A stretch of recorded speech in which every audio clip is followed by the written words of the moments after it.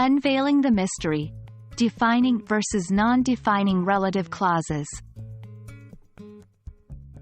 Hello, language enthusiasts. In today's video, we are diving into the world of English grammar to unravel the mystery of relative clauses. Specifically, we will delve into the realm of defining and non-defining relative clauses. By the end of this video, you'll be able to distinguish between these two types of clauses and use them appropriately in your own English conversations and writings. So, let's start with the basics. What are relative clauses? They are types of clauses that give additional information about something referred to in the sentence. They are introduced by relative pronouns like who, which, that, etc.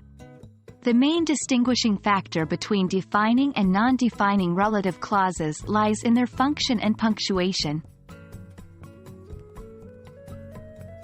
Defining relative clauses, also known as restrictive relative clauses, provide essential information about the noun before it.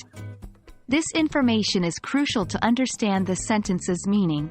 In other words, if we remove the clause, the sentence might not make sense anymore. Defining relative clauses are not set off with commas in a sentence. Here's an example. People who don't like coffee might prefer tea. The clause, who don't like coffee, is a defining relative clause as it tells us which people we're talking about. On the flip side, non-defining relative clauses, also known as non-restrictive relative clauses, offer additional, but non-essential information about the noun. You can remove this clause, and the sentence still makes perfect sense. These clauses are usually set off with commas in a sentence. For example, my brother, who lives in Paris, is visiting me next week. The clause, who lives in Paris is a non-defining relative clause. It provides extra information about my brother, but if we remove it, the sentence still makes sense. My brother is visiting me next week.